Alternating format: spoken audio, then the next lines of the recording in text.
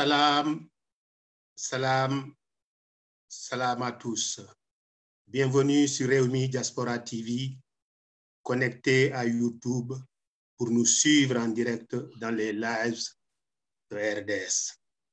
Salam à nos chers parents, salam aux victimes des inondations et de la pandémie, salam à notre président leader Idrissa Seck et aux membres du bureau national. Salam à tout RDS. Président Idrissa Seck, gis nañu sa taxawaay ci magal bi. Jaajëf président. Jaajëf président. Être là où il faut être, au moment où il faut être, avec les gens qui nécessitent d'être là. Telle est ta philosophie, pour ne pas dire votre philosophie. Jaajëf président. RDS souhaite donc bon magal à tous les Sénégalais. Si vous croyez en vous, si vous croyez à la légitimité de votre combat, si vous avez la volonté, ne serait-ce qu'un millimètre carré de volonté, 1 gramme de volonté, avec ou sans moyens, si vous avez un idéal, un objectif ou une ambition, si vous êtes témoin de ce qui va se passer, de ce qui s'est passé et de ce que vous voulez faire passer pour améliorer les choses, si en vous réveillant le matin, vous reproduisez la même question de la veille sur la possibilité de réussir, si vous vous engagez dans une dynamique, dans une association, dans un parti politique, derrière un leader, et chers amis, pas n'importe quel leader, le meilleur d'entre eux, Idrissa Seck. Et si en plus, vous avez une véritable et continuelle adhésion à la nécessité de transformer les obstacles en victoire pour votre peuple, alors sachez que dans un premier temps, vous êtes dans l'utopie. Mais immédiatement, votre croyance en tous les paramètres précités doit vous rappeler que toutes les grandes inventions du monde ont commencé par l'utopie. Politiquement, scientifiquement, économiquement, mathématiquement et que sais-je encore. Tout cela avait commencé par l'utopie. La nôtre se concrétisera, Inch'Allah, autour de notre président Idrissa Seck. C'est à cette œuvre-là, seulement cette œuvre, uniquement cette œuvre que RDS est né. Et c'est à cette œuvre que RDS veut s'attacher. Il y en a un qui était là depuis la naissance de RDS, depuis la genèse. Nous avons traversé des nuits blanches ensemble et il était au courant de tout parce que les premiers articles de RDS ont commencé quand il était là aussi. Nous avons donc décidé aujourd'hui de donner la parole à un d'entre nous qui connaîtrait bien RDS. Il s'appelle Yacoub Seck, président du comité gestion et pilotage de la grande collecte de fonds pour 2024. Par ailleurs, militant de Rewmi États-Unis. Cher Yacoub, tu as du boulot. 49 pays de la diaspora t'ont donné la clé pour dire au monde entier ce que c'est RDS et surtout pour nous donner les articulations de cette grande collecte de fonds qui n'a jamais existé et de laquelle nous attendons, le plus grand succès. Mais notre premier succès, c'est de t'avoir avec nous. Et c'est pour cette raison que Lisa va t'accompagner pendant toute cette émission. Sans oublier qu'à la technique et par ailleurs, nous avons Amadou Traoré, Demba Ndiat, Boubacar Badji, mais c'est en remerciant toute la commission finance et en remerciant la commission communication et au nom de tout RDS que tu es là aujourd'hui. Lisa, dis-lui ce qu'il doit faire, s'il te plaît.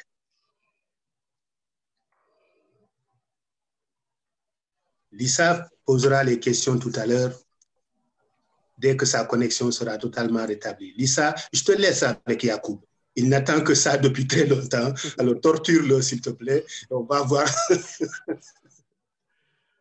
Merci à toi d'être là, Lisa. Ça va, tu vas bien? D'accord. Militant du Réumi, toujours. Bon. Ah. Son micro est en mute, je pense.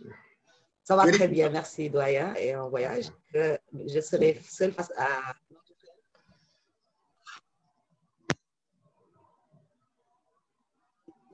Vous m'entendez? Ben, ça se coupe. Hein. Revérifie ta connexion quand même.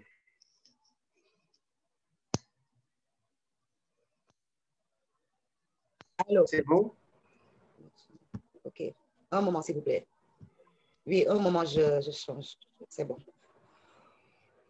Voilà. Est-ce que c'est bien? Là, on t'entend un peu mieux qu'avant. Très bien. C'est les aléas du direct. Hein.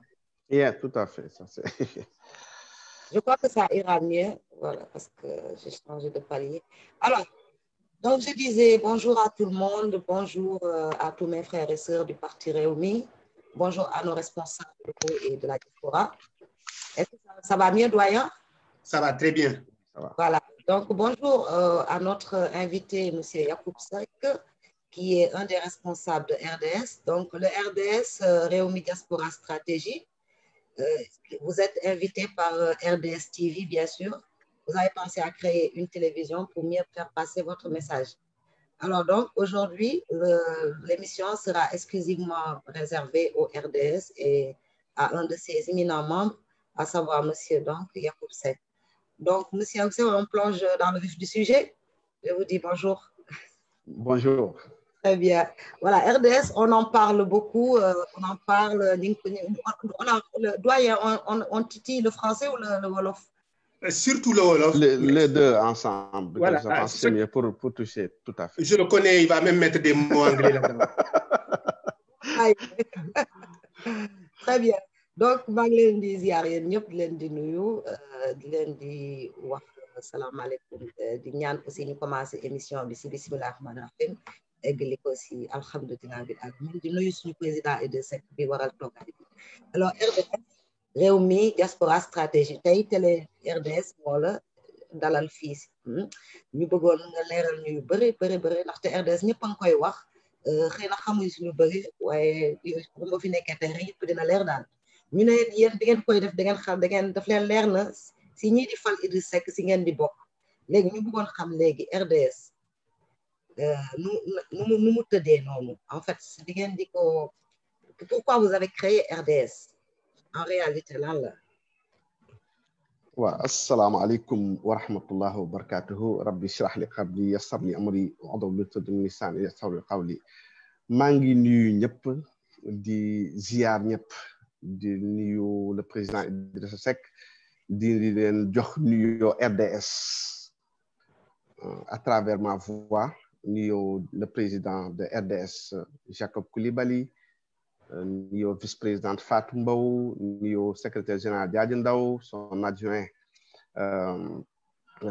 Amady Thioy di leen jox nuyu waa régulation avec le président Cheikh Ibrahim sama nijaay Cheikh Ibrahim nuyoo waa communication avec le président Moustapha Dramé waa massification avec le président Pathé Fall ak sama nuyoo personnel bi nga xam ni di leen jox nuyoo waa dama koy def nuyoo mbër nag ngeen baal ma parce que bu ma eggee comité de pilotage moom wax dëgg yàlla équipe la donc bu ngeen ma permettre rek ma jéem a citer tuuti rek ay tour yoo nga xam ne mënut a bañ à savoir la vice-présidente Fatima Ba le secrétaire général Daouda Ndiaye borom gaynde yi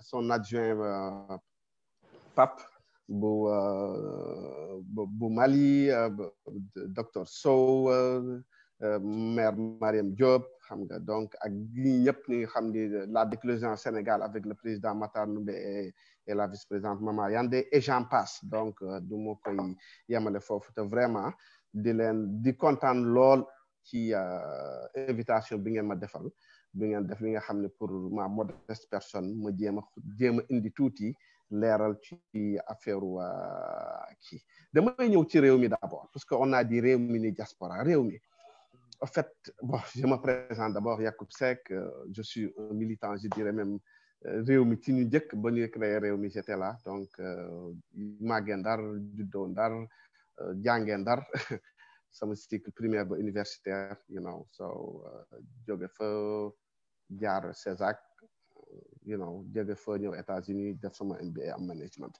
donc plus ou moins d'une manière ramassée c'est ça donc autre li ma bëgg wax nag ci réew mi man damay wax ni Idrissa Seck dafa am benn affaire boo xam ni daf ma mës a frappé ci moom parce que moi j'ai eu la chance d'avoir vécu avec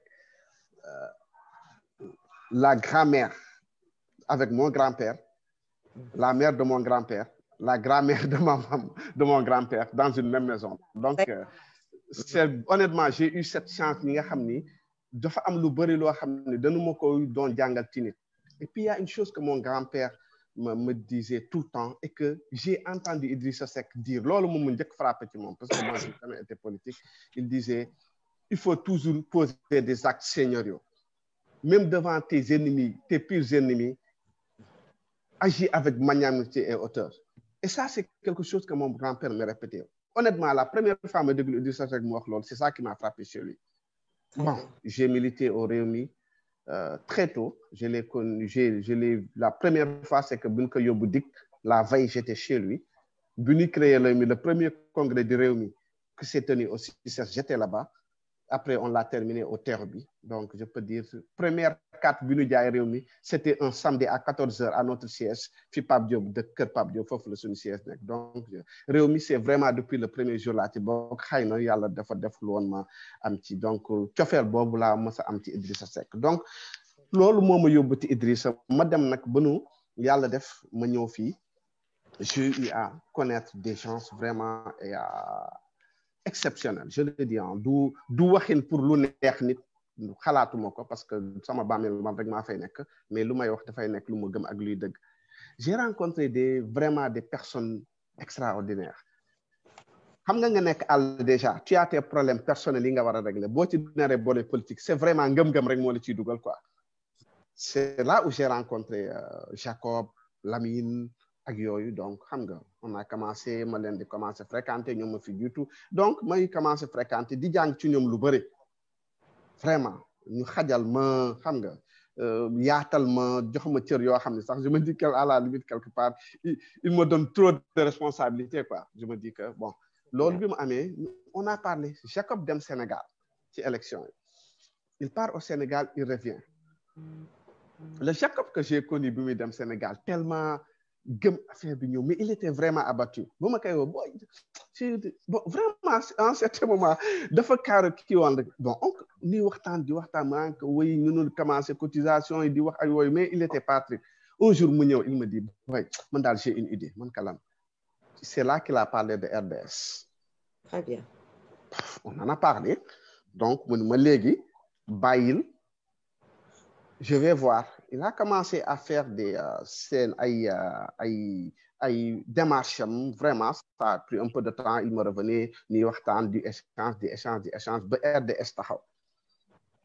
bi RDS taxawee vraiment il faut comme dire il faut rendre à César ce qui appartient à César vraiment on doit lui tirer un chapeau je le dis vraiment pas pour xam nga ay nit bi ngeen di ànd leen ci dëgg rek bi ngeen àndi ci dëgg rek yëppay leer yëppay jaar yoon bi mu ñëwee il a parlé de RDS on a commencé RDS ñuy liggéey on s'est dit nag on va être inclusif puisque RDS xam nga lan la idée bi originelle bi li ko Jacob jëlee mooy dafa am États-Unis li ñuy wax fii SPAC ça veut dire politique action community ça veut dire que y a des gens qui sont pas du parti politique mais dañuy am benn associé kii boo xam ni dañuy dajale seen xaalis waaw ñoom duñu am limite ci xaalis par exemple xam nga parti politique mënoo fi joxe plus de $2,700 ci benn kii mais ñoom c'est illimité par exemple actuellement am na ay républicains yu contre Trump yu créé benn SPAC boo xam ñu ngi tudd Lincoln Project ça veut dire que dañuy dajale seen ay millions jàppale kenn ku ma neex jàppale nag quoi mais ñun en fait l'idée est partie de là mais on l'a tropicalisé comme je peux dire tropicalisé bi mooy ñu adapté ko ci Sénégal c'est ça qui est partie l'idée parce que on se dit quoi xam nga Lisa c'est très facile nga toog xëy ni waaw man dama nekk diaspora indi xaalis ok indi lii dajale mais quand tu n'as pas le Sénégal mais xaalis bi boo ko dajalee ñu fii saxlawuñu ko Sénégal la jëm mais faudrait-il qu'on Sénégalais itam ñu changer seen manière de voir la politique à savoir que ni léegi pour ma voter la da nga ma war a jox 2,500 wala da nga war a jox 5,000. loolu dinañ si dellu après waaw. Voilà donc c'est une manière de dire pourquoi d'où RDS est venu ak ba xam ñu ñuy jàppale réew mi ak ñu ñuy ñëwee ci côté réew mi donc RDS c'est une philosophie mooy croire en soi d'abord. croire en soi mooy lan. bokk li ñu am ñu bokk ak Idrissa bàyyi ak li ñu yor li ñu am ñu bokk ak Sénégal baal leen li ñu yor c'est ça la philosophie de RDS.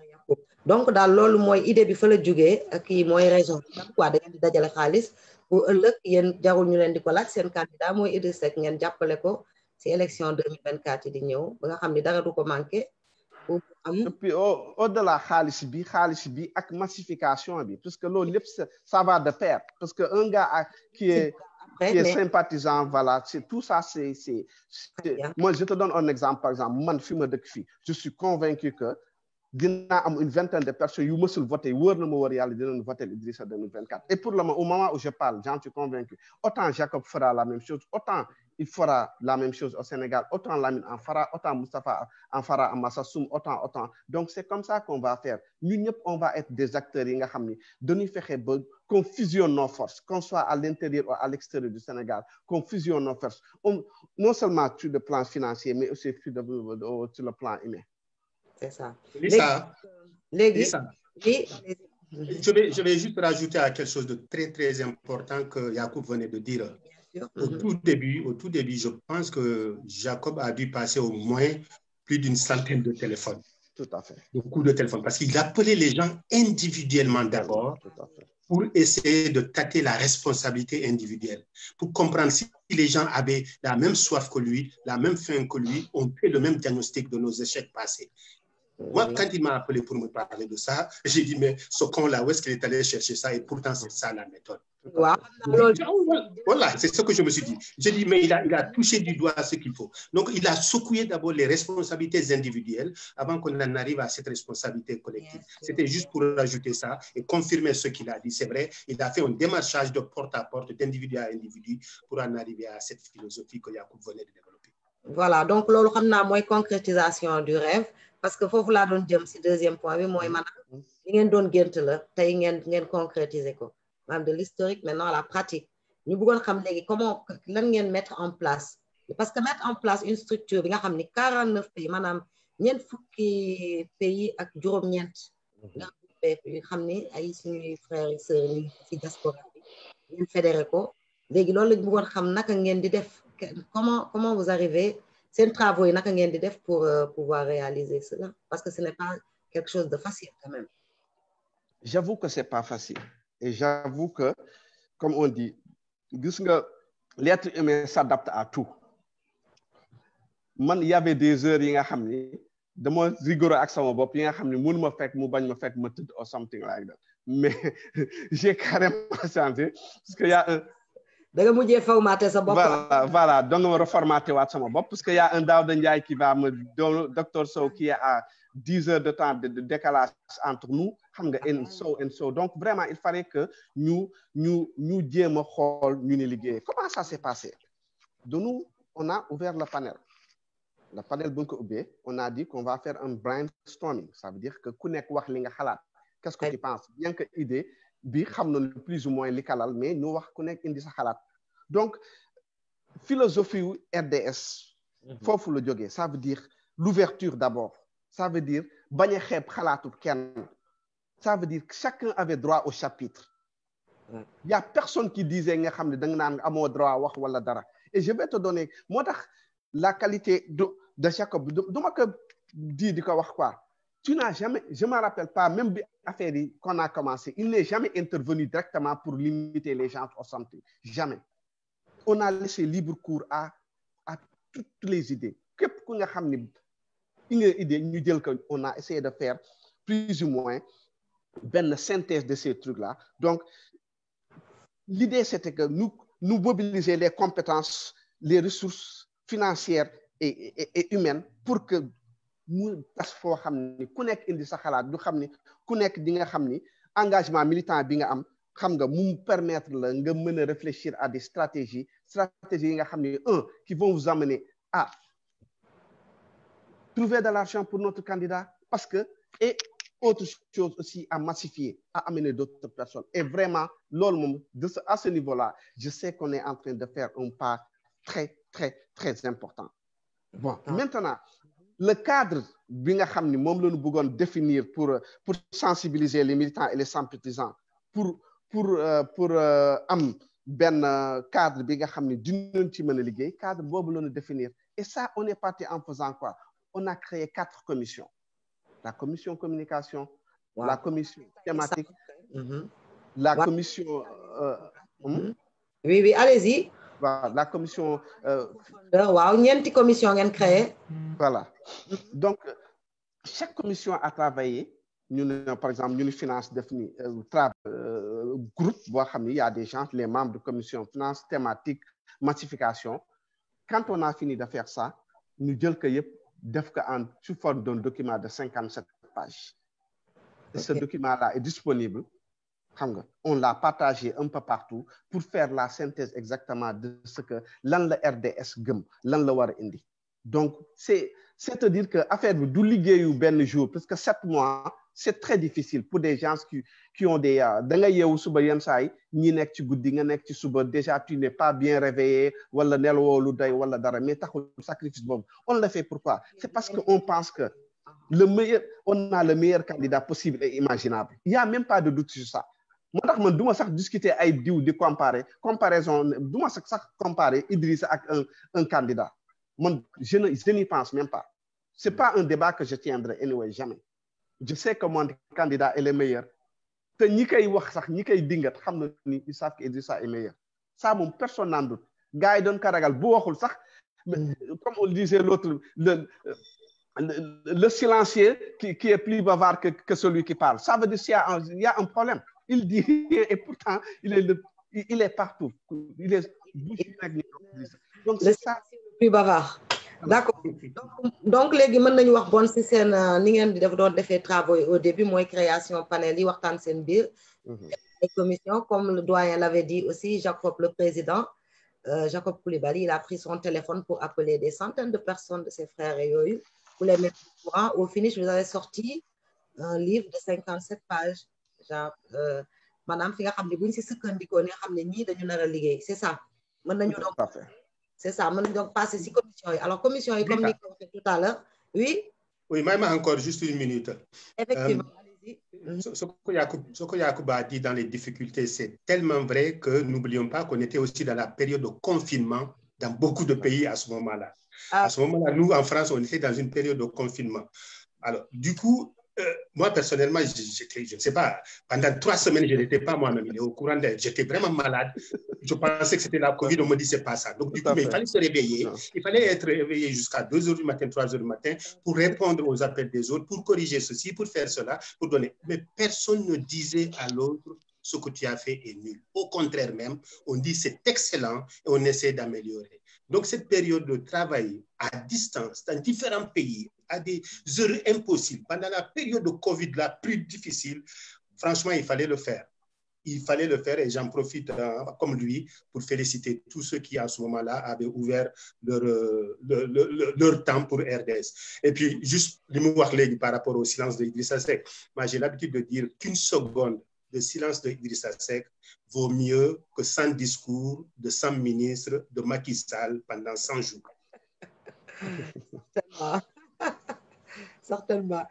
Donc, voilà, donc vraiment, on vous félicite, hein, vos frères un peu partout dans le monde, vous félicite pour ce travail abattu, effectivement. Donc, les commissions, il y en a 4, hein? Il y en a 4, tout à fait. La massification, la structuration et thématique, la finance.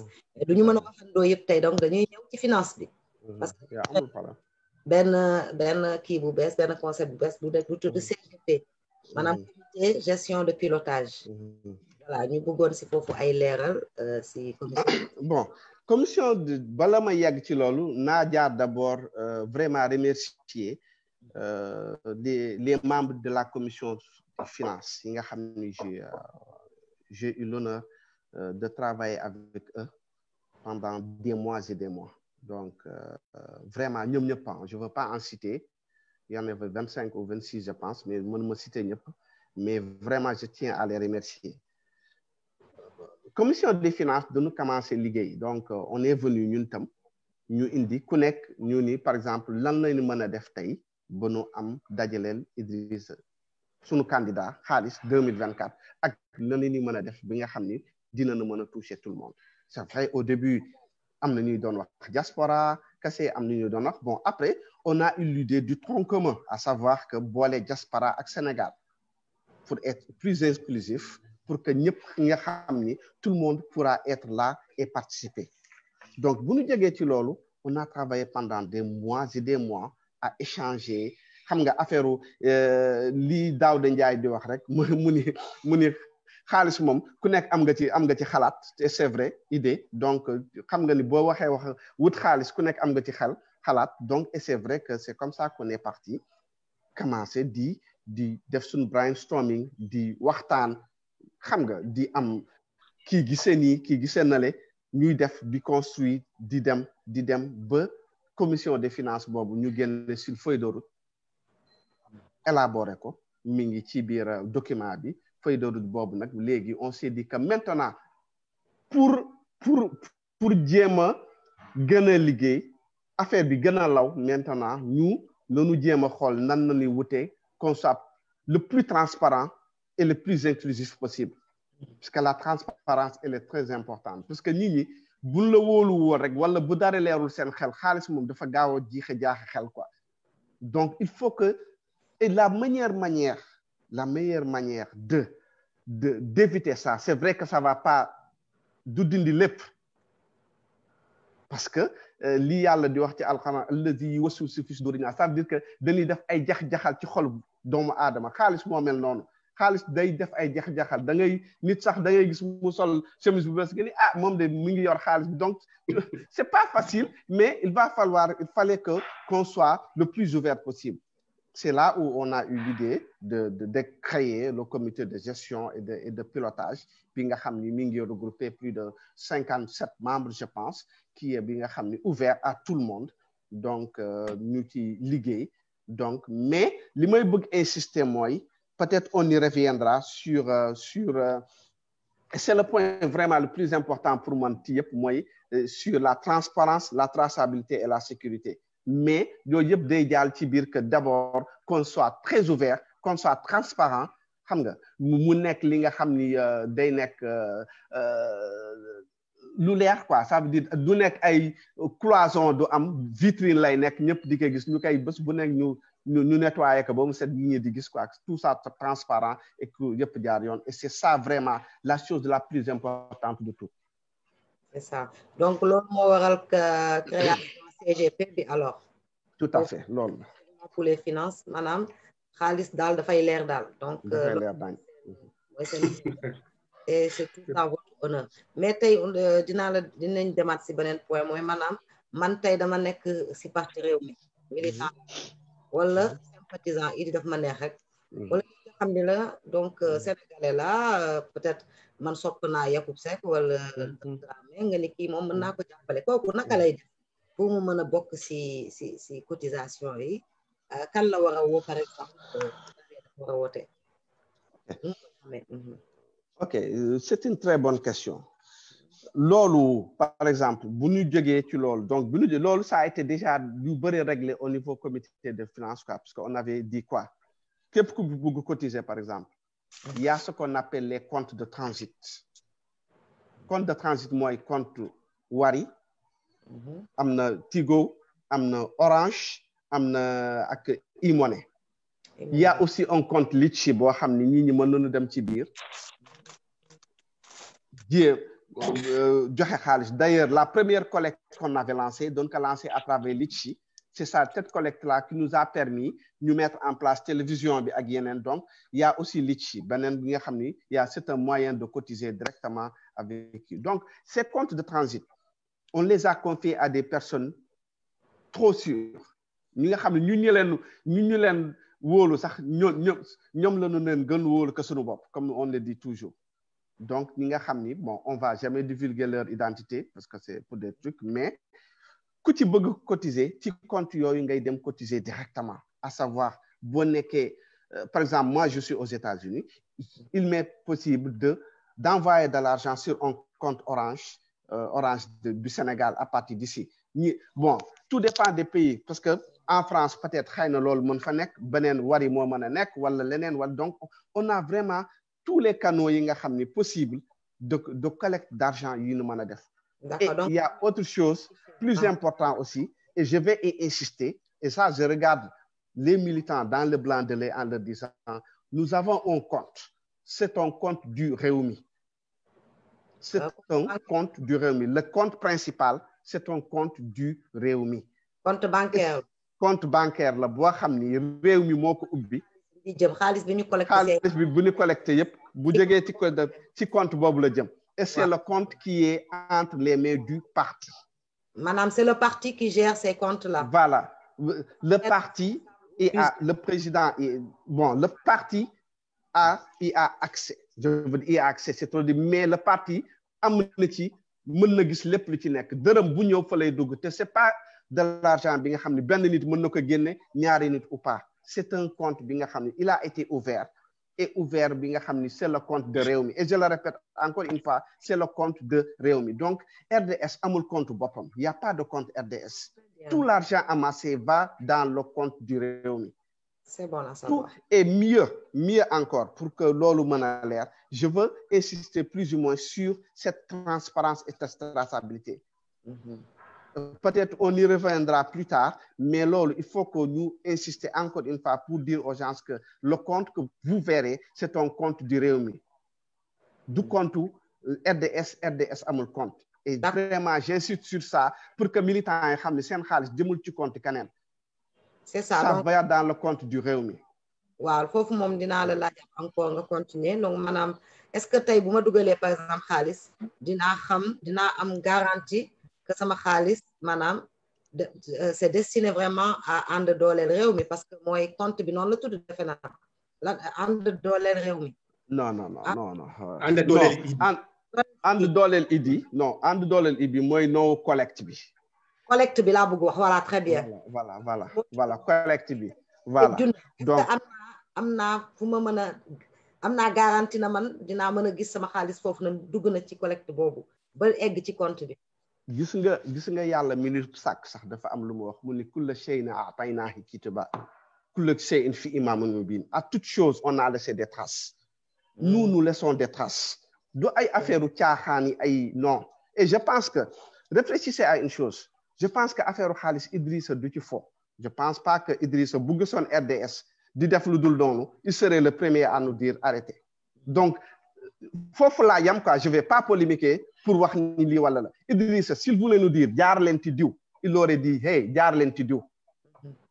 Donc, s'il ne nous dit pas arrêtez, faites ça comme ça, nous laat que ni li na bëgg, il vient, il nous dit exactement ce qu'il nous a recommandé. Il y a 3 choses sur lesquelles il a insisté: transparence, traçabilité et sécurisation. C'est 3 maîtres mots Idrissa il a insisté là-dessus pour l'ordre.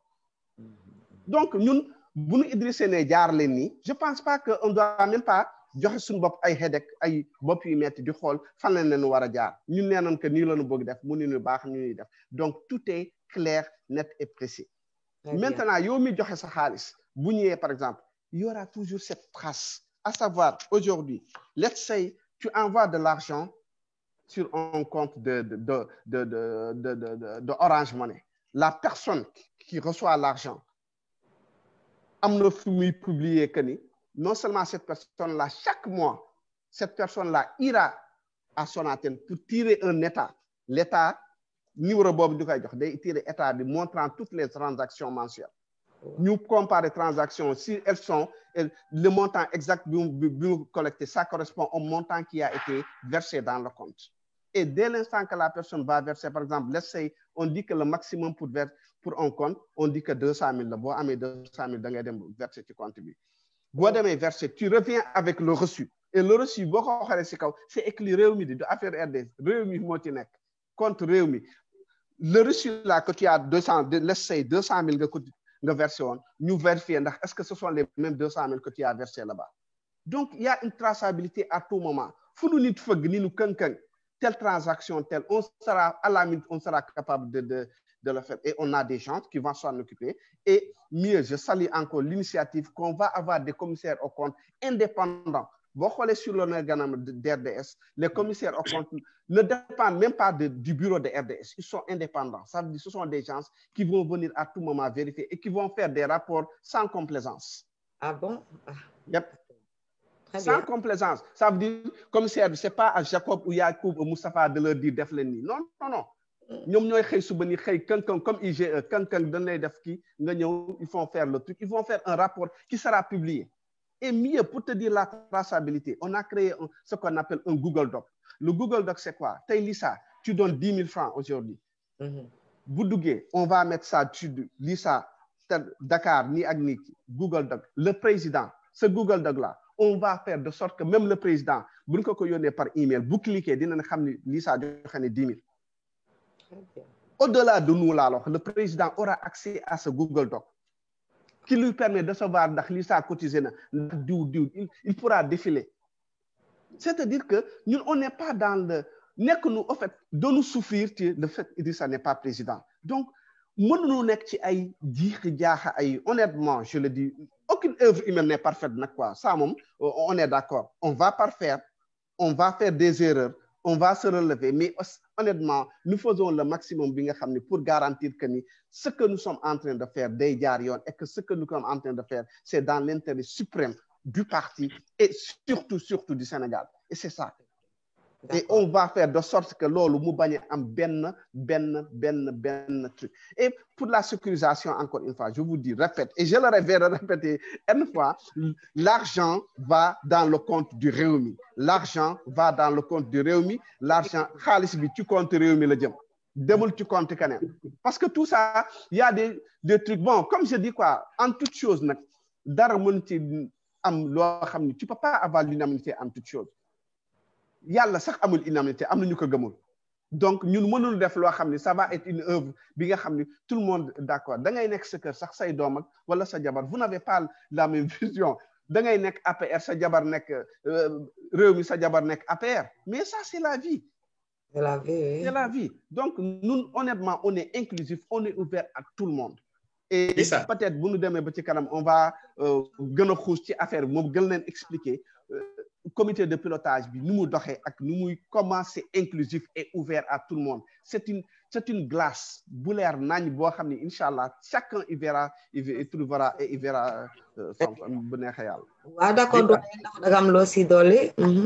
Mais non, je confirme seulement tout ce qu'il vient de dire parce que il y avait ici ou là des doutes, am na fi ñi nga xam ne li lañu yaakaar li lañu pensé le candidat-on ainsi de suite mais li mu wax ni mooy dëgg c'est que nous tous ceux qui cotisent ils n'ont même pas droit à quoi que ce soit là-dessus là gisuñu dara et le fait qu'il ait répété ça 3 fois je crois que la répétition est pédagogique wax na dëgg c'est sur ça qu'il faut vraiment insister ñi ñi xam ko je vais te donner un exemple xaaral ma jox la benn exemple benn waa ji un ami à moi qui est au Sénégal dafa bëggoon cotiser dugg ci affaire yi mu ne ma comment je fais ma yónni ko kii bi ma yónni ko flyer bi où il y a tous les numéros où il peut assister tu vois où il peut donner sa participation bi mu donner participation mu ne ma mais grand il y a un problème mu ne ma lan mu ne ma mais c'est 1000 francs par mois mais man s'il y a un mois où je peux pas verser 1000 francs li may def ma ne ko xam nga lan la déjà ta volonté suffit boo joxee 1000 francs bii pas le mois prochain tu ne peux pas beneen mois tu peux tu le fais il y aura des millions d'individus qui vont le faire l'essentiel mooy ñu xam ne yow daal da nga gëm Idrissa Seck ñu xam ne daal yow 1 centime nga yore mais loolu fi nga ko yéenee ñu xam ko donc tu vois tout le monde peut faire ça 1000 francs par mois sur le compte de Rewmi et il a bien insisté pour que le président Idrissa Seck soit soutenu dans sa prochaine campagne. Donc, franchement, ça doit être un des premiers actes du militantisme quand on aime son parti, quand on aime son leader et quand on veut qu'il soit élu. Donc, affaire bi du RDS. Affaire bi Rewmi yep la dëkk bi yep la Sénégal yep la même il y a même des gens qui n'étaient pas de Rewmi qui aujourd'hui ont pris connaissance de la valeur de suñu acte bi. Donc franchement Yacoub li nga wax ni franchement c'est très très bien d'avoir ceci est d'autant plus vrai que ni xam nga on s'est dit par exemple quand tu es dans la diaspora like Europe Amérique Asie minimum 15 euros et même wax na ne boo amul 15 euros defal 10 boo amul de 5 boo amul 5 ñaanal nu et à chaque fois di nga am sa reçu loo cotiser di nga am reçu. Voilà, je veux dire, et puis ça veut dire que même si on ne cotiser, ce n'est pas un problème. Par exemple, natt mën na dab ku nekk man mën naa commencer dab léegi commencer wax ni damay cotiser. mën na yàlla kenn xamul ëllëg parce que yàlla kiiw natt ak wërsëg yi yekk bi yàlla la fukk ndax bu ko neex la koy def donc mën naa ko nit mën na commencer di cotiser dem ba ci biir mu am ndok mais c'est pas un problème. Ouais. Il est tellement ouvert l'éventail de trucs dafa varier. Par exemple, on a des cartes on appelle des cartes diamants qui coûtent 4800 € ou 4800 $ ou yens ou livres sterling. Mais ils achètent. Mais il y en a déjà qui en ont pris. Bien sûr. Il y a d'autres cartes or c'est à 2400 € livres sterling ou dollars. On a d'autres cartes alternances. Bon, cartes c'était juste plutôt pour l'événementiel. C'est-à-dire, maintenant, pour ceux qui sont en Afrique, par exemple, Turquie, c'est la BOC, avec zone Afrique et Sénégal, on dit 1000 francs minimum. Mais Sénégal, on dit 1 million. On peut faire plus. Ça veut dire que nous, on est ouvert à tout, de 0 à partie. Donc, il y a amul ben qui on n'a pas limité les bo jaxewul ken do la mère parce que nit bu fekkone ku nek da ngay may sa bop comme heure bi ken du ñak dara du deug mais lolu yalla mo koy def c'est que donc l'initiative vient de RDS mais affaire bi ñep la voilà donc mes chers frères et voilà les internautes ya ni ñoko dégando donc affaire bi nga xamni la manam yéné la d'abord ak pass ci parti bi nga nek bu dee fii Afrique la ñun si lañu bokk benn 1000 francs ngay joxe par mois yàlla bu defee nag poste bi 10 loo ci dolli xayrun faneen tam maanaam c'est la même chose bu dee Europe la ak diaspora bi ñoom dañuy wax 15 € minimum ñoom itam bu dee antuwul doonu mën nañu wàññi ba 10 wala 5 mais ku mën itam am nay carte gold ak carte diamant yooyu ku si nekk presque benn bi presque 5000 € la beneen bi 2400 € maanaam donc loolu maanaam c'est un effort personnel un effort collectif bi nga xam ne tey bu ñu si jàppee ni yaakaar nañ président war na mën a toog. lii ça boo ma permettre ma dolli ci leen. Bien sûr, mon frère, vas-y. Écoutez, Idrissa, honnêtement, dama ko ñeewam tal quoi. Honnêtement, je le dis, d'où affaire où, en fait, Idrissa, je pense que je l'ai vu 2 fois dans ma vie. Et publiquement, mais en fait, je le vis quoi, parce que j'ai horreur de l'injustice. Oui. J'ai eu la chance, pas de travailler avec, mais de travailler avec ce collaborateur. I know what I'm talking about. Donc, du affaire où, dafa am lu ma ka ñewante, je sais souffrance bi mu am ba yegg si fii. Honnêtement, nous toyal suñu xol tuuti, ñu bàyyi tout ce qui est politique, tout ce qui est lenn. Écoutez, il n'est plus aussi jeune que ça. Nous waxante dëgg. On a une chance unique, c'est un fruit mûr. Idrissa du lu koo xam ni da nga koy et ça je taquine sama grand as Babacar mu naan mbër da nga koy yafal balu c'est vrai mais grand as sunu mbër bi moom macha allah yafal moom jarul Idrissa noonu ko wutal xaalis bu bëre xam nga mu élection yi mu ñu ñaanal ko yàlla wér ak wér la yàlla may ko kattan mu mën a def élection bu jaar yoon mais sinon et encore une fois je l'ai dit. L'argent qu'on collecte, c'est l'argent qui va pour 2024. Bon, mais il n'est pas dit que ni RDS devait financer une activité politique intermédiaire. Mais toujours est-il que nous sommes des militants. Quand, par exemple, let's say aujourd'hui, Moustapha, on veut qu'il soit le maire de Massasou. Mais quand on doit faire on sait que Moustapha doit faire. On sait que, par exemple, As Babakar, Guéyen Bobo, il va être le maire de mais why not nous appeler en fait c'est normal on veut qu'on gagne mais je veux qu'on fasse la dichotomie entre RDS projet bi ñu am pour 2024 ak leneen loo xam ne pour qu'il n'y ait pas trop d'amalgame mais ça n'engage en rien notre engagement à être aux côtés de ceux qui vont être investis sur les locales ak yooyu ça n'enlève en rien sur notre engagement ça je me bëgg rek ñu am idée boobu que ni on est là et que ñun ce que nous le faisons encore une fois pour le parti du affaire ou ambition wala affaire ou se faire au nom wala de non c'est honnêtement on l'a fait man je le dis ñeewamtel Idrissa Seck laa def parce que cet homme a souffert dans sa chair il a souffert pendant 16 ans nga nekk ci opposition yor parti c'est pas facile honnêtement c'est à notre tour aujourd'hui de bàyyi ko ak li mu yor ñu indil ko ñaari dërëm yu ñu am ket man jaral na ma je t'assure je le dis dama naan bu ma amul tey sama cotisation bu narul mat damay woor lundi ak jeudi dinaa ci am yàlla am ci yeneen bi ba pare am ci cotisation c'est vrai je jeûne 2 jours li may jënd sama déjeuner ma 2 ou 4 jours li may jënd sama déjeuner ma jël ko cotiser waxin la quoi il faut dire que affaire bi tout est sacrifice dafa am looy bàyyi def dara quoi. on a compris Yacoub yow moom sa doomu baay bi jaral na la lu gënoo ñu ko bëgg de waaye daal. I know je sais loolu moom c'est partagé quoi moom c'est vrai. man noonu la Idi boo koy xool rek kanam gi daal vraiment il a souffert de l'injustice ça man j'aime pas. C'est pour ça qu'il se reconnaît pas lui-même devant son miroir moo tax. Mané Yacoub. Moustapha. Tu penses on peut donner les numéros des opérateurs directement? Tout à fait. On peut le faire? Ok, Lisa, on s'occupera de ça tout à l'heure. On aura les numéros de téléphone des différents opérateurs. Comme ça, ceux qui nous suivent, si nous voulons participer, nous savons où nous allons. D'accord. Donc, le frère Yacoub, on continue. Ok. Tey vraiment bu lii yëpp boo leen ko amee seen collecte bi maanaam bu sotee léegi maanaam toutes les garanties sont réunies ñi nga xam ni tam bëgg nañu président Idrissa Seck du ko pale ñoom itam am nañu si lu ñu jàpp pour mën a liggéey ju rafet loolu yëpp après ban perspective ngeen di am si collecte bés bu fexee ba maanaam egg ngeen ci montant bi nga xam ni maanaam dépassé na sax seen prévision yi lan mooy perspective yi en fait bu yu immédiat yi quoi c'est-à-dire bon si la question est mal posée aussi je veux seulement ok bon peut-être dinaa ko reformuler un peu peut-être par exemple comme ni nga ko waxee bu ñu demee ba li yëpp yemb voilà yemb noonu waaw c'est ça voilà bu yëpp yembee ce qu'on peut faire ñun suñu rôle c'est quoi mooy dem fexe ba jox suñu candidat assez de moyens pour que mu mën a campagne.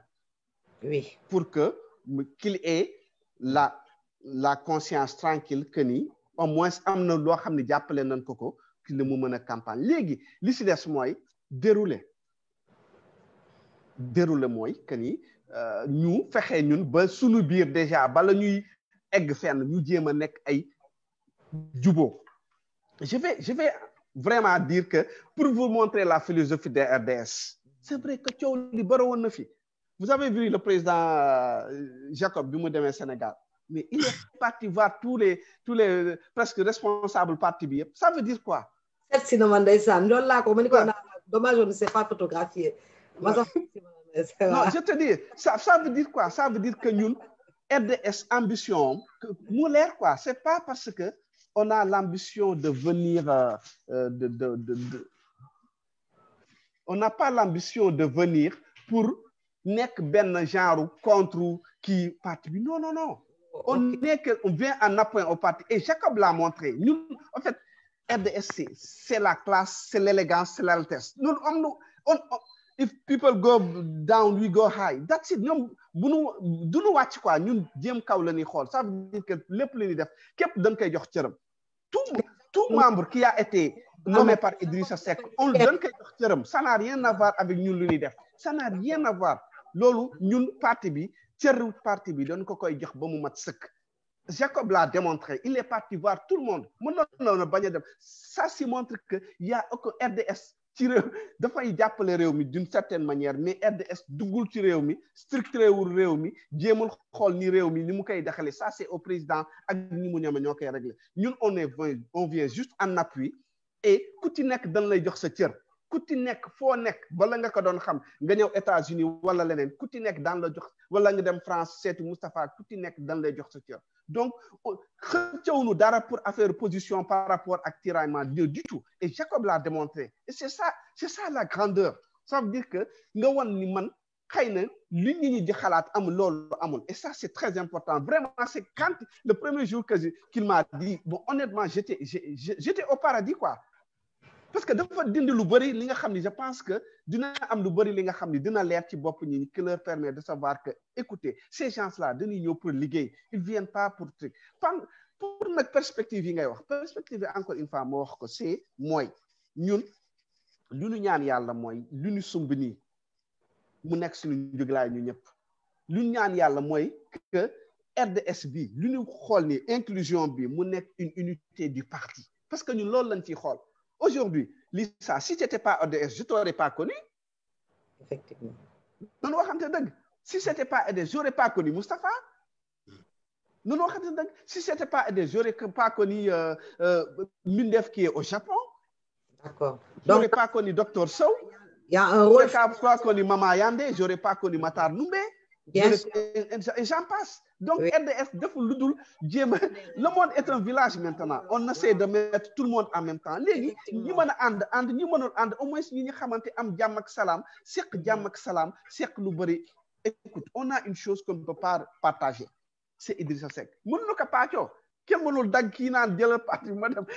loo xam ne mën na leen ko séddoo te dafa am lu alquran di wax stawu bi hablillahi jami'an wala tafarraqu mu ni jàpp leen ngooy leen ci buum bi yàlla bi te bu leen tasaaroo buum bi nu yàlla boole tey mooy Idrissa que chacun nu jàpp ci yëkkati ko ba ci kaw yóbbu ko pale bu ku nekk defee baaraam incha allah dinañ ko yóbbu et notre homme est déjà prêt c'est pas un homme boo xam ni dañ koy formater pour mu non il est déjà prêt day one day dugg palais day one il sait ce qu'il doit faire mais c'est à nous aussi de nous préparer et ça c'est ça les perspectives c'est quoi que ñun qu'on soit prêt ça veut dire que ñun je dis les gens qui aspirent demain à être à côté du président ñi war a jàng nu nu jàngi ñi war a xam luy gestion noonu ko jàngi ñi war a def il faut qu'on soit prêt puisque sinon on va être comme les autres et ça c'est important il faut que lu ñuy ëllëg itam di xaacu naan lii laa bëgg ñu jox la ko doo ci mën dara c'est à éviter et je sais que Idrissa moom côté boobu on peut lui faire confiance il sait dénicher il sait faire la différence entre la graine et l'ivraie comme disait Zola. Donc nëbbu ko sax nee na je choisirai que les meilleurs En connaissance et en vertu. Voilà, donc c'est important. Moi, je me dis que les gens qui se préparent dès à présent à être dans la carapace des gens qui vont demain gérer un pays et gérer un pays. Lisa, est-ce que tu sais, il y a combien de postes un président nommé Sénégal, président Sénégal? Il y a 4000 postes civils et militaires. Il va nommer des gens. C'est bon à savoir. Imaginez 4000 personnes, on va les nommer. Mais il te faut chercher. Mais ils vont être là-bas, ils vont te représenter. Idrissa le représenter. 4000 postes civils et militaires. Mais il y a de la place pour tout le monde, pour beaucoup de monde. Mais faudrait-il que nous devons nous voir nous voir nous voir connaître ce domaine de compétences exceller. Même si tu es un balayeur, sois le meilleur des balayeurs. La culture de l'excellence. Et ça, c'est important. Man, lolo lay denk, ça m'a beaucoup réussi. Et écoute, il y a de la compétence au Réumi. Si tu vois le programme là qu'on a écrit en peu de temps, avec zéro, comme me disait mon frère Abdurrahman, d'ailleurs, Moustapha, je passerai à la caisse, je vais faire une petite pub pour mon frère Abdurrahman Diouf, c'est mon promotionnaire et tout. Donc, je vais lui faire une petite pub. Il a son institut Obama qui est ouvert au Sénégal, vraiment un institut. J'aurais bien voulu que les gens, c'est un institut d'excellence, vraiment, et je pousse vraiment tout le monde à y aller. Comme il le disait, Mouni, le truc, ça nous a coûté des nuits blanches. Seulement un document. Moi, bon, je n'aime pas te dire son nom, mais celui qui est là, celui qui est là, par exemple, il a combien, il a fait un cabinet pour me défendre un programme. Donc, écoutez, ça veut dire qu'il y a la compétence dans le Réunion. C'est que là, on n'a qu'à formater nos cœurs. Ça, c'est important. Et les dilater. C'est ça. Tout le monde a sa place ici. Nous, au Sénégal, nous sommes. Même je suis pas d'accord avec Moustapha sur un point, ou bien avec Lisa. Il y a une chose, Sénégal, Idrissa Seck. Et ça, c'est important. Il faut que nous connaissions qu'il y ait des divergences de vue sur des choses et qu'on les prenne d'une manière tout à fait naturelle. Honnêtement, j'appelle à ce que RDS li mu def nga xamni boole ay nit ñu mësul mo xamanté mu nekk ben élan bo xamni ñun ñëpp dañ koy utiliser pour faire autre chose. Nous sommes tous une famille unie et on nous avons tous le même but. Le but bi moy yobbu Idrissa Seck au palais en 2024 te inshallah gëm naa ni Yàlla dina ko def. J'ai fait un rêve, mes rêves vous réaliser, je vais vous appeler, je sais que Idrissa dina nek président. Dafa am lu ko jitu ba paré, je vous en dirai. Alors, Lisa. Je vais insister juste sur 2 ou 3 points seulement, le temps que Yacoub respire un tout petit peu. Alors, il a touché une dimension qui est très importante. Cette forme de l'interconnexion humaine entre des gens qui ne se sont jamais connus, à des endroits différents, qui sont des origines différentes et qui, par la magie de RD, se sont connus et aujourd'hui forment une famille. Si cela n'est pas une prouesse, on n'en trouvera nulle part ailleurs dans la confection groupale. D'accord? Yoyu meni, musul amfen, wala sou ametamid, à cette forme-là, c'est très rare. La deuxième chose, effectivement, perspective, on n'en a pas, mais on en a tellement. La vérité, c'est qu'on veut faire mieux que ce que les meilleurs d'entre nous sont capables de faire. Voilà notre perspective. On veut faire mieux que ceux qui sont meilleurs d'entre nous sont capables de faire. On va dire Alhamdulillah Rabbil Alamin. Mais au bout, il y a une seule chose, moi, Fall Idrissa Seck. Troisièmement, j'insiste sur quelque chose qu'il a dit et qui est très, très vrai. Nous ne sommes en concurrence avec personne. Nous ne sommes en compétition avec personne, sauf avec nous-mêmes. Sauf avec nous-mêmes, nous sommes plutôt en complémentarité avec tout ce qui conjugue Idrissa Seck au futur. Nous sommes en complémentarité avec tous ces gens, mais en concurrence avec personne. Nous, on se retire pour mieux aider la personne à être plutôt en avant. L'essentiel est que la vérité, la seule vérité que nous attendons, la clé à Idrissa Seck. Ça, c'est le troisième point. Maintenant, affaire Khalis Bibom, j'insiste. Il a dit d'ailleurs. Je voulais y revenir d'ailleurs un peu, si vous permettez, bon, pareil. Il n'y a pas de souci. Il a dit d'ailleurs, on peut faire de la politique sans argent, mais on ne peut pas faire une campagne électorale sans argent. C'est impossible. Il faut que nous sachions. Et puis il a dit tout à l'heure, 16 ans, presque, bientôt 2 décennies dans l'opposition, Mais attends, ça bouffe le portefeuille. Idriss Seck, il ne peut pas. Mais j'ajoute une chose. Ni amul khalis. Mais Yandé Mousna, Yandé Mousna, une fois, hein, ni amul khalis. Mais ils ont la possibilité de donner des biens. Par exemple, il y a un auto. Il y a un auto, même je mets ma voiture à votre disposition. Il y a un hôtel. Il y a un Idrissa Seck, sama hôtel bangini. Voilà, il y a un peu importe des biens matériels qui peuvent aussi servir. Bien, da ngeen ñëw ma togg leen añ jour Idrissa Seck. Loolu yëpp lu baax la. Effectivement, ce sont des. Et puis j'en profite vraiment. boo demee woon ni waa ñu invité añ ñun ñëpp mooy meeting ni. Voilà. Voilà. Donc j'en profite Lisa, si vous permettez vraiment pour. Oui, allez-y. Bon, je voulais juste pour affaire pour affaire le conseil de gestion et de pilotage. Parce que c'est important, puisque j'avais bon là dans me expliquer en réalité. C'est le moment. Oui, allez. Je vais dire une chose, le conseil de gestion et de pilotage. Donc, créer un bureau élargi. Qu'est-ce que je dis bureau élargi? Ça veut dire qu'il y a le bureau, le conseil, un bureau qui est composé de tout le monde, tout le monde s'y trouve. Je vais m'expliquer. Et ça, c'est important. Et ça, c'est pour parler de la transparence. Ça veut dire que glace bi may wax nga xamni bëss bu nañu fomp ka mu set kenn ñëpp di gis amul ay cloison du am quoi. Ça veut dire quoi?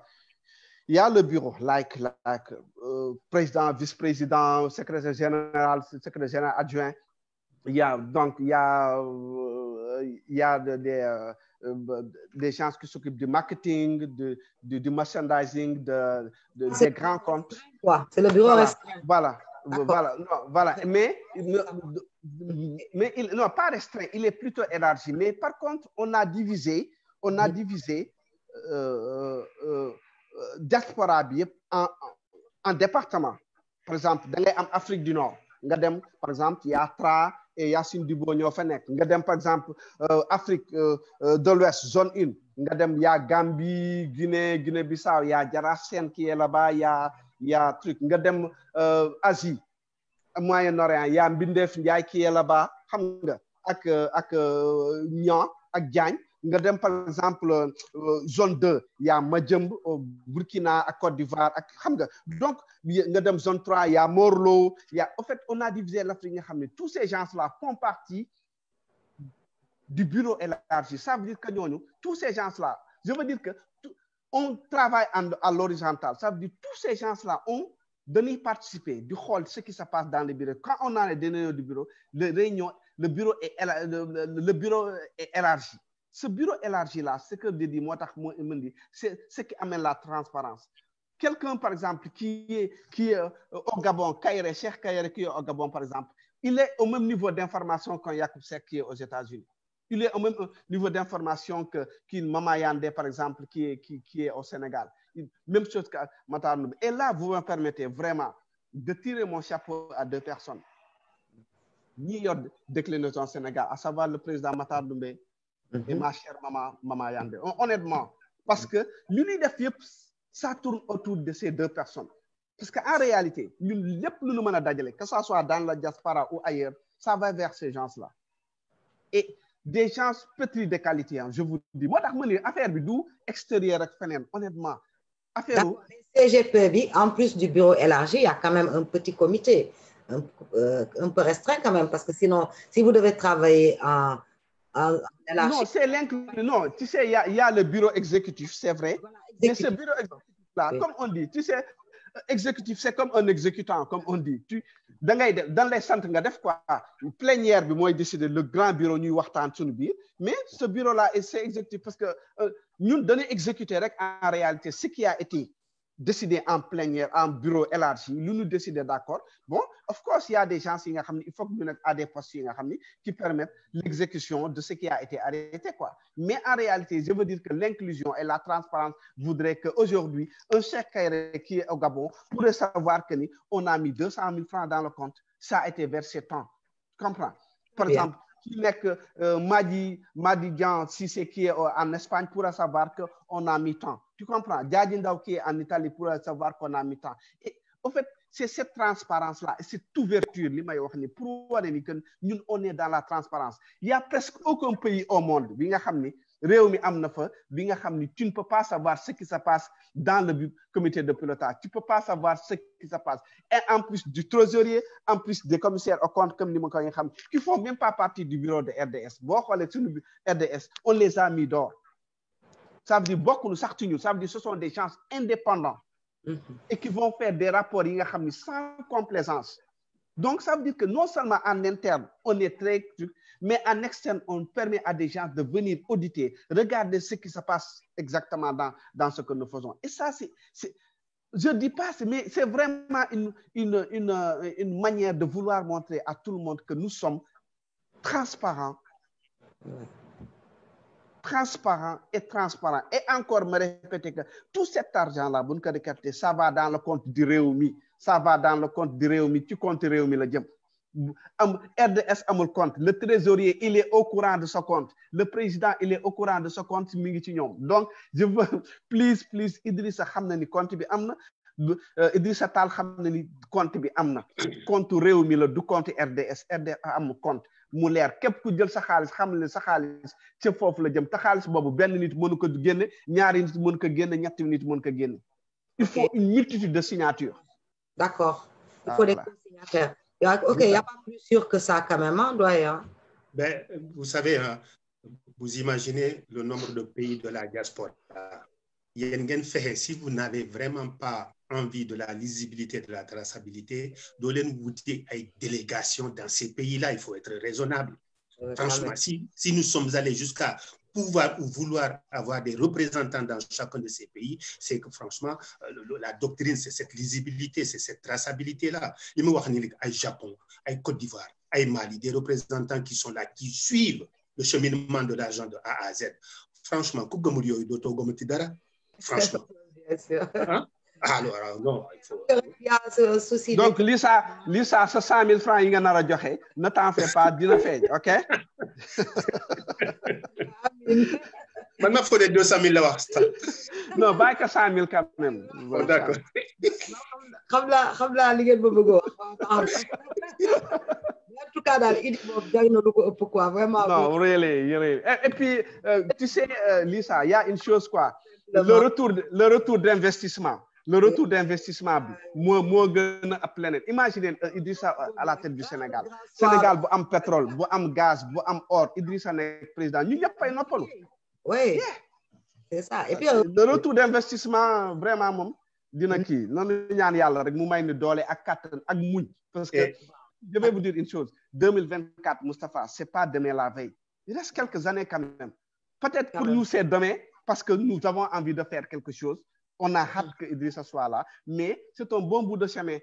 Donc, ça va être chaotique, comme sometimes il va avoir des trucs, mais comme on dit en management, tout obstacle, il faut le transformer en avantage. Et toute faiblesse, il faut la transformer en force. C'est ça. Tant qu'on a ces deux principes, avec le savoir et la persévérance, nous allons y arriver. C'est ça. C'est pour ça que notre leader nous a une belle endurance. Oui, d'ailleurs. Affaire bi d'ailleurs ñaar buntu la dal. Première porte bi moy des investisseurs de l'extérieur ñëw au Sénégal jappalé Idrissa Seck ñu falu ko président. Ça veut dire quoi? Qu'il n'est pas dépendant, qu'il n'est pas indépendant, pardon. Suñ ko falé ba paré dans ces conditions-là, ils attendent l'ascenseur, ces gens-là. Tout à fait. Mais si le mode de fonctionnement financier vient des militants eux-mêmes, ben le président Idrissa Seck, il est libre. Il est libre, il n'a pas les mains liées par l'extérieur, par les lobbying. Donc, il faut que nous c'est surtout pour eux qu'on le fait. C'est surtout pour eux qu'on le fait. Donc, il vaut mieux éviter ces lobbying extérieurs et travailler avec le peu que nous savons, au moins on a les mêmes propres. Par ailleurs, les mieux sont très stables. Je te rejoins en disant, comme tu disais, on peut faire de la politique sans moyens, mais on ne peut pas gagner une élection sans moyens. Je vais te donner un exemple. Ici aux États-Unis, je passe rapidement pour te dire que l'argent est important. Hillary Clinton, elle a fait une histoire de trucs, quoi, de Zoom avec Ainit. En une nuit, ils ont amassé 6 millions de dollars. Wow. Pour te dire que, non, Khalis, moi, gagné politique. Trump lu tax mu xaw a sonn nii parce que Biden moo ko ëpp xaalis on y reviendra peut-être dans bu nu paree lii mais c'est une manière de vous dire que politique surtout Sénégal c'est que nous Moustapha ok il faut savoir que dans la philosophie de RDS je vais répéter encore ça mooy il y a une chose dañu bëgg Sénégalais yi dindi ci seen xel que ni dama la war a voter da nga maa war a jëndal t-shirt da nga maa war a jox 1000 francs da nga maa war a en fait tu sais celui qui cotise il va pas s'attendre à ce que Idrissa Seck lui donne benn t-shirt wala 10 000 francs pour me voter que tu comprends donc ça c'est vrai que ça va prendre du temps mais il faut le faire révolution boo gis ça vient avec le temps on n'a qu'à commencer à inculquer cette idée-là au Sénégal à savoir defal la main à la poche et les gens Moustapha ay quelques panels la bokk 5 mais les gens sont tellement fiers de xawma ils sont tellement prêts à sauter tu sens que ñi am nañ volonté donc ñooñu il suffit juste de leur donner de petites idées et d'avancer avec eux. C'est ça. Ok.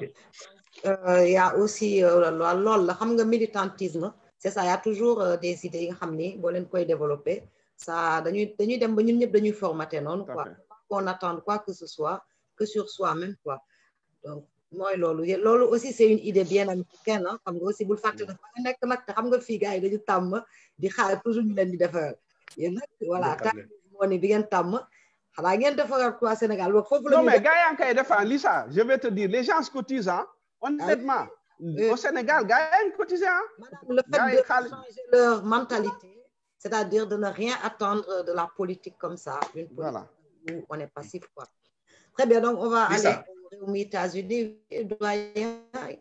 Voilà, c'est ça. S'il a quelque chose à rajouter sur cette structure financière, on y va, sinon on passe à... Ouais, c'est ça. Moi, je veux juste être clair, Moustapha. Cette structure-là, elle est composée de tous les pays de la diaspora presque. On les a divisés en départements, comme les par exemple, Europe de l'Ouest, Europe du Nord, tu as ce qu'on appelle un coordonnateur, un coordonnateur adjoint, ils sont impliqués, que ce soit l'Europe du Sud, que ce soit ailleurs. Donc, on implique tout le monde est impliqué. Personne n'est resté en rade. Et encore une fois, on a une organisation horizontale. Amul ay diw moy li, may président, may secrétaire, may planton, amul lolu amul fa. Tout le monde a l'aime. Ku fa ñew cette idée. Parce que xam nga lan l'idée c'est quoi? Aujourd'hui, man mën nañ ma jox ci ben affaire. J'ai par exemple un taille qui est au Canada, mais qui est très bien ci yenn domaine yi. Xeyna man si je l'exploite pas trop, dama naan que da ngay yam fi ma am ma kay yamale mais quand on fait quelque chose d'élargi tu as la chance d'avoir toutes les pensées ñeppay ñew ak seen idée ñi nga xamni il y a des talents cachés et je vous promets que on va faire des émissions avec ces gens-là vous allez voir qu'il y a des talents cachés dans RDS et dans ce réew inchallah.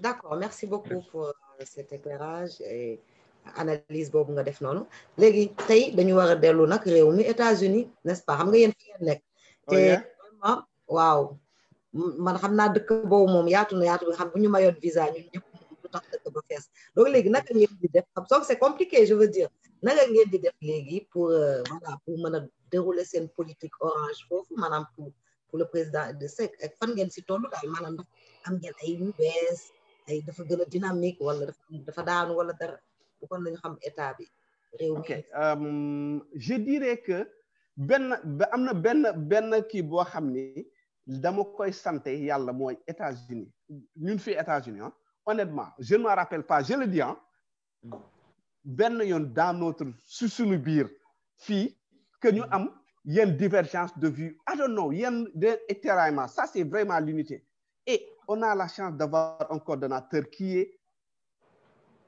respecté et qui est koo xam ne tout le monde le reconnaît ça veut dire que ñun doo mës a dégg États-Unis am na commissaire wala ñu koy kuy ñëw fii pour mu ni teqale du mës a am jamais on a cette unité et ça c'est quelque chose de très important xam nga nit ki da ngay intelligent yi xam par exemple man Jacob il peut me donner des prérogatives mais je dois être assez intelligent pour xam ni kii dafa am cër bu ma jox am na fu ma war a yem tu comprends ce que je veux dire te cette intelligence bi nga xam ne moom la ñuy jéem a jouer cër buñ la mën a jox rek da nga xam ni kii daf maa jox cër moom tam mu xam ni dañ ko jox cër ñun ci sunu cër donc c'est comme ça qu'on marche et je vais te dire pendant les élections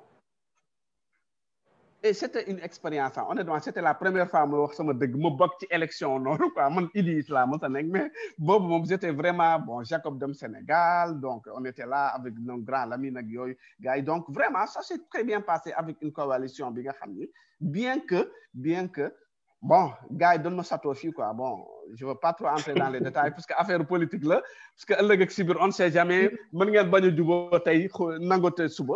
on a eu un score honorable quand même. Honorable. Honnêtement, on a eu un score honorable. Mais, encore une fois, pour la structuration de Réumi aux États-Unis, nous sommes en train de travailler bientôt, Inch'Allah, dans le Caparé. Et on avait vraiment, sur les 49 trucs, 40 centres de vote, on n'avait pas de chance. Mais je vais te donner un exemple pour te dire que RDS, on n'avait pas quelqu'un à Seattle, Washington. Et c'est un fief qui a une importance. Mais on a eu là de faire dernière quelqu'un à Seattle. À Los Angeles, j'ai un ami, on a fait l'université de Saint-Louis ensemble, je lui ai parlé. Il est prêt à être. Tu comprends? Ça veut dire qu'on a des poches où on n'avait pas de gens qui pouvaient nous représenter directement. C'est-à-dire, même si on était en coalition, mais on a su avec RDS, pratiquement, je me dis que poches, on a su les remplir. Voilà. Et bientôt, vous allez voir, on va fermer notre bureau. Politique trop quoi. Bureau, whatever. Voilà. Donc, bureau, de la structuration, on est là-dessus. On a des gens, on est là-dessus. On a les gens qu'il faut. On a la qualité. Vraiment, vous verrez. Moi, je suis sûr que Réumi, élection d'union, je sais que ça va aller parce que chaque jour que je fais, on a des chances qui viennent. Quand je n'étais pas aussi engagé que ça. Par exemple, je vais recruter des gens. Ça me zone de boy Sénégal, papa et yo consulat, même si l'enfant est né ici, si tu es Sénégalais, tu Sénégal. En fait, c'est comme ça. Ça veut dire que chacun d'entre nous est en train de faire quelque chose au sein de ta famille. Et ça, je demande à tout le monde, à l'extérieur surtout. Si vous êtes Sénégalais, même si votre enfant est né en France, aux États-Unis, il a 18 ans, consulat, il suffit que extrême, ce tour automatiquement mon ex-Sénégal, il pourra voter. Et ça, c'est important. Imaginez une connexion sur Ben Dom, Nyari Dom, voter. Mais ça, c'est quelque chose. C'est déjà ça. C'est déjà. Donc, aux États-Unis, honnêtement, on est une famille très unie. Les 54 pays,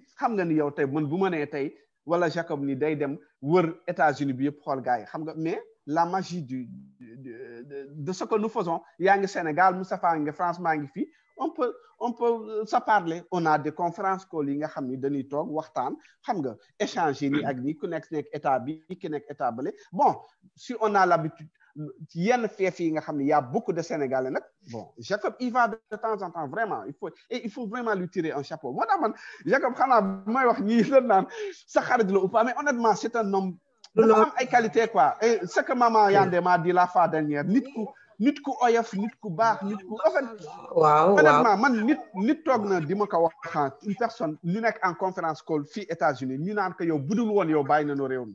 Non, xam nga nit da nga koy wax sa baaxu nit du wàññi dara ci yow quoi. Honnêtement, moi je le dis, c'est cette souplesse qu'il a, cette manière de pouvoir intégrer tout le monde. Sama genre gi nga xam ni xam nga rek yam saa yi ma gedd sax ni damay bàyyi xam nga mais c'est vrai il faut cette manière de pouvoir ouvrir sa poitrine, de pouvoir nga uuf ñëpp ba tax nit sax bëggoon a bàyyi dara jàpp ko ndax ngir yow. C'est ça un leadership. Et c'est ça qu'il nous faut. Et à tous les points. À tous les points. Honnêtement, je le dis, on a une équipe ici soudée, une famille unie, et je sais que l'avenir nous le dira bientôt. Vous verrez les États-Unis atteindre le niveau. Ça, je vous donne ma parole qu'on en parle et on se donne rendez-vous que les États-Unis tout de suite, nous devons donc, je veux juste rebondir sur ce qu'il a dit par rapport à Jacob. Si tu te rappelles bien, tout de suite, Bima commencé l'introduction de Mané, je ne sais pas où il a pris cette intelligence au con. Mais évidemment, dans mes propos, voilà, c'est plein de sens ce que je viens de dire. C'est le fait que de partir du niveau 0 pour arriver à là. C'est non la ñuy waxe quoi. Voilà, non, quoi. Mais je confirme en effet, c'est un grand homme, c'est un grand homme. Ouais. C'est un grand homme, il a la trempe des leaders, donc il faut pas qu'il en profite maintenant pour devenir un empereur. Non, c'est pas sa nature, anyway. Il a gardé toute son humilité. Alors donc, Yacoub, c'est très optimiste par la création et l'existence du RDS, parce que non seulement, comme il l'a dit, ça a pu fédérer les réumistes entre eux, tey bu ñu xamante ñun ñëpp RDS joué na ci rôle bi à 100%. ndaxte bu dul woon RDS tey bu ñu toog fi ñun ñëpp sax dina jafe te noonu maanaam dina résoudre seen problème aux États-Unis ou avec 54 États, ce n'était pas possible du tout de connaître qui va être où pour représenter le Rewmi quelque part. Et donc avec la création de cette merveilleuse chose d'ici 24, ce problème sera totalement résolu, n'est-ce pas? Donc on va parler un peu de Trump nag léegi Trump ah. yow yéen da ngeen sama président dafa corona donc il faut pas donc. doo mel ne da nga ko yéene de. man ak sama président la dama ko bëgg. voilà you told me, you know, but. voilà.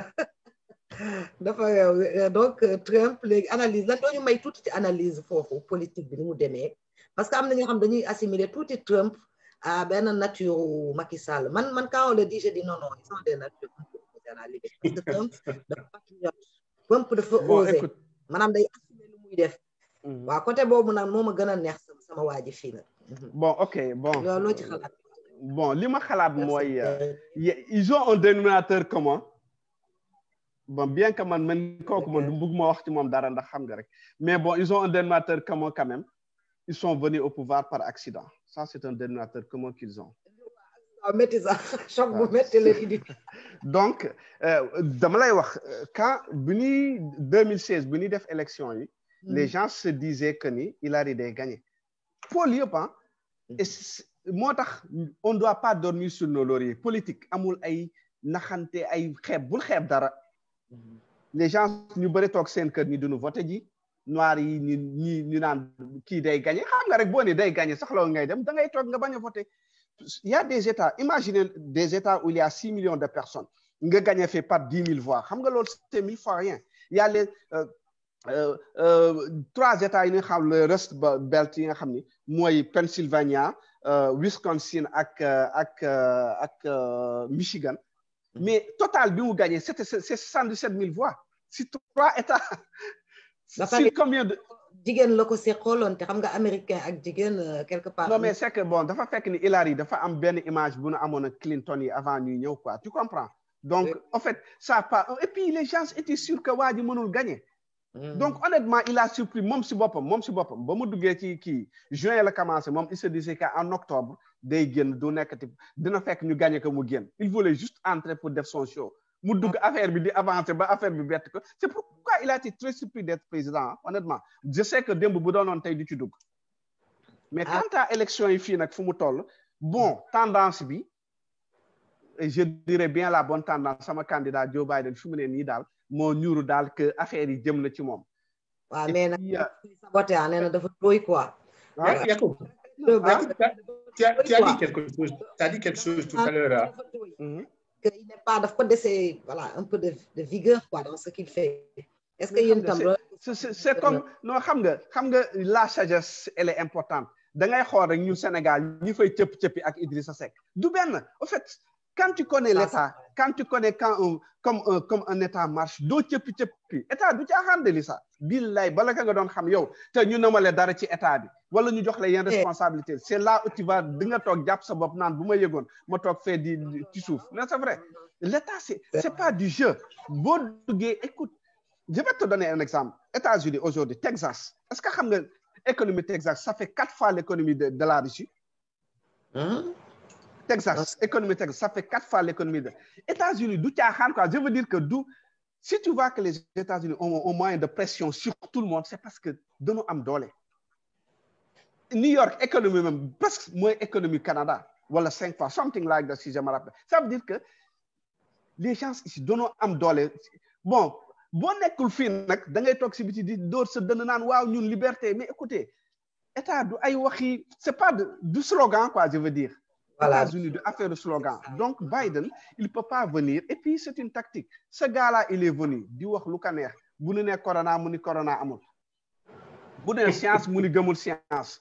Parce que pour moom dans sa vision dafa am ñi nga xam ni dañ leen di woowee les ay ñu gëm quoi ay catholiques yu gëm yi nga xam ni dañ fi nekk yi nga évangélistes yi ñoom dañu gëm par exemple duñu kii quoi duñu boo gëmunu ay par exemple avortement ak genre yooyu bien que man maam ñaa ñoom ñoo bokk la wax dëgg yàlla côté boobu mais je veux dire que ni ñooñu léegi il essaye de tirer si ñooñu lay jéem a xëcc ça veut dire dafa leen naan waaw bu ma indee juge boo xam ne abortion daf koy dindi bu demee ci tubaab yi ni leen fi ngeen dëkk wóorul noir yi dañuy ñëw dëkk fa donc tubaab yi racistes yi commencé jóg en fait il a su taper sur la fibre des racistes et de certains trucs de blancs yi nga xam ni il les a poussés mais l'Amérique change il y a maintenant une certaine minorité les Espagnols par exemple ñi nga xam ne ils représentent presque ñu ngi ñëw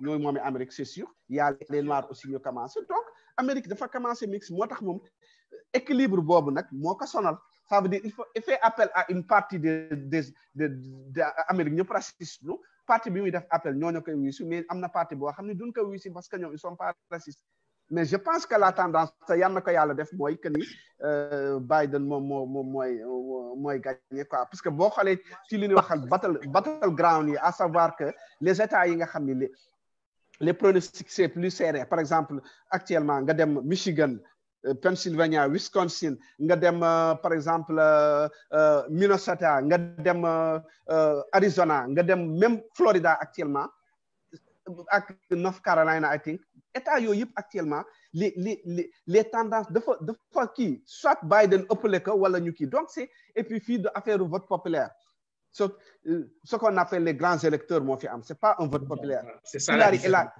avait gagné avec 5 millions de voix ba yoon pourtant elle a perdu.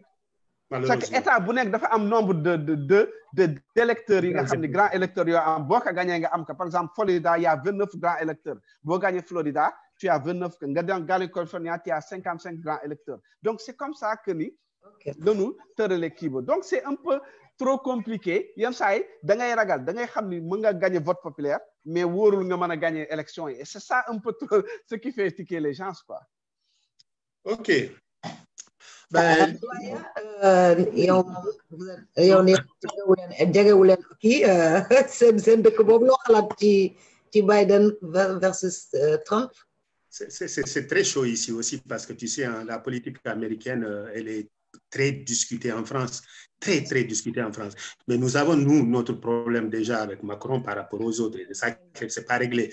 Donc, tu vois, à chaque pays, il suffit sa peine, quoi.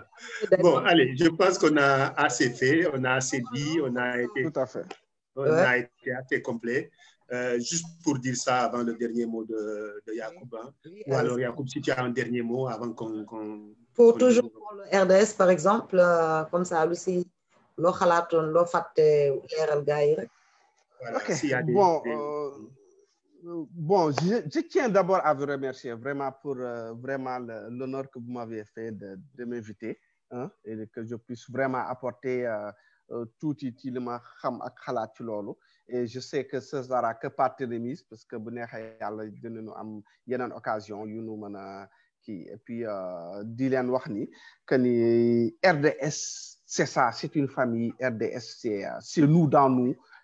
RDS, c'est doomu réew mi la rek la quoi. Ça veut dire que ni réew mi mooy yaay ji RDS doom ji la. Donc ça veut dire qu'on est là à travailler ensemble. On est là pour que ñun ñu xamante wuloon ñu xamante ñun ñu mën a dimbalante woon ñu dimbalante. Par exemple, man aujourd'hui, je vais au Sénégal, je vais voir Lissa, je vais voir peut-être Mama Yandé, je vais voir Matar Noumé, je vais voir... Je veux dire que loolu moo tax tey ñu nekk une famille. Te loolu kenn xamul ëllëg fi mu ñuy jëmee. Donc man ce que je demande à tout le monde que ñu xam ni RDS liggéeyam mooy lenn. On a demandé aux gens qui sont en Europe ñu cotiser 15 € par an minimum. Europe, Amérique, 15 € minimum. Ku mën defal ku mënul nga def.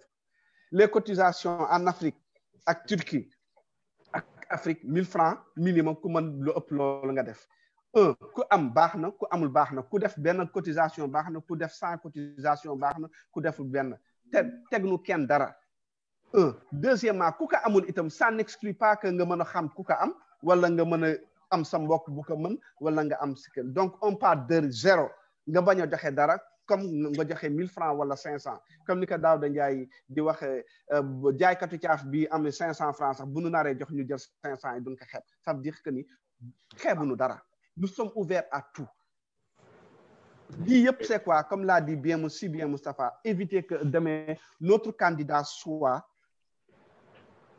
à la solde des lobbies loolu règle la et quand tu auras les coups de franche c'est encore mieux pour tout le monde.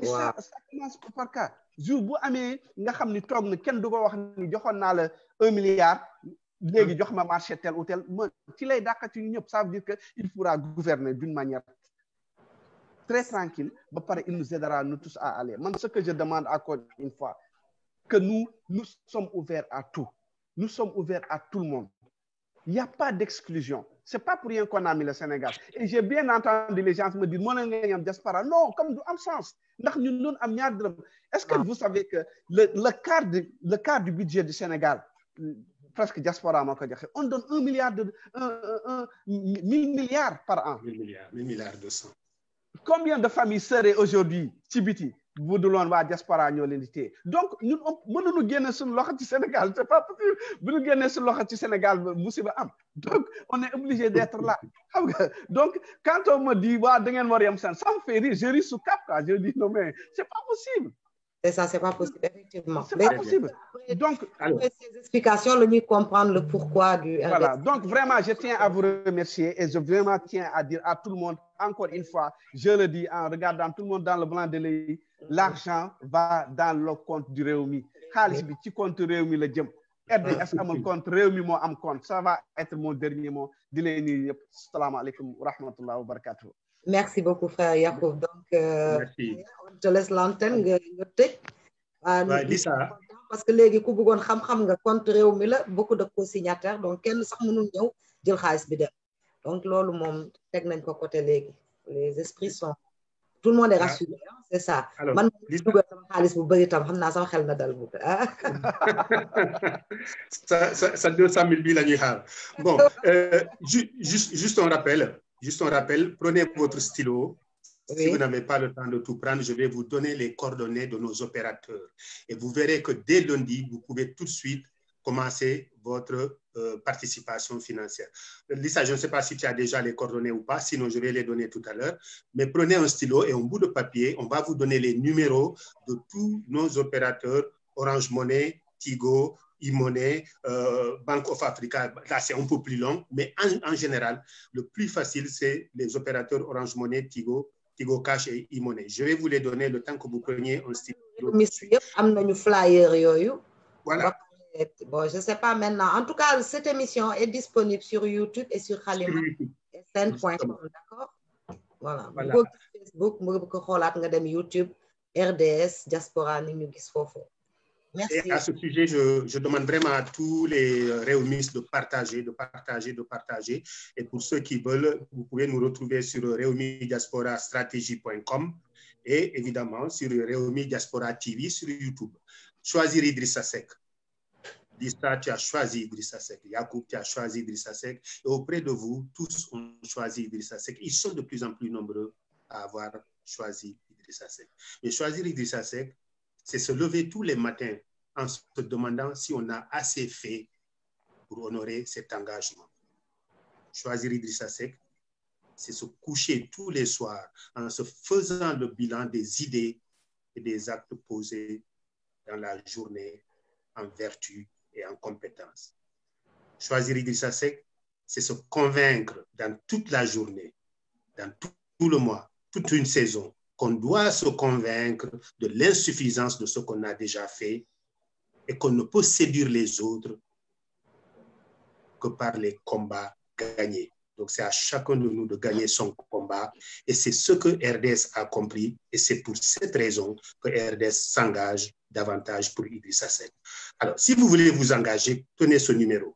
Sur Orange Money, vous avez le 78 480 0300. 78 480 0300 ou le 78 181 66 37. 78 181 66 37. Je rappelle que même si vous donnez 5 francs, vous recevez un reçu tout de suite et ça va, il l'a dit tout à l'heure, dans le compte du parti et non pas RDS. Tigo Cash, le 76 610 37 21. Je répète, 76 610 37 21. Et le deuxième numéro, 76 734 39 71. Vous ne pouvez pas dire que vous n'avez pas été informé parce que Tigo Cash vous attend pour votre participation. Sinon, vous passez par e-money. C'est aussi très, très simple. Le 70 718 33 52. 70 718 33 52. Chacun de ces opérateurs, je m'arrête là, chacun de ces opérateurs ne sont que des comptes de transit par la déclinaison Sénégal, Adjayande et Matar Doumbé et tous les autres opérateurs qui les aident. Il y a toute une panoplie de personnes autour d'eux qui les accompagnent pour ça. Franchement, si vous ne le faites pas, c'est qu'il manque quelque chose à votre militantisme. Et nous avons envie de vous retrouver militants jusqu'au 24 et jusqu'en 2024. Hein, Lisa? Ah, en tout cas, nul n'est censé ignorer ce qui se passe là, en tout cas. Donc... Ben voilà. Merci à vous tous alors. Je vous souhaite une très bonne soirée. Merci de nous avoir suivis. RDS TV, c'est votre télévision. Venez quand vous voulez, participez quand vous voulez. Merci Yacoub, merci d'avoir été là. Tu as été pertinent et je te félicite aussi. Allez, merci. Bonne soirée à vous. Salut.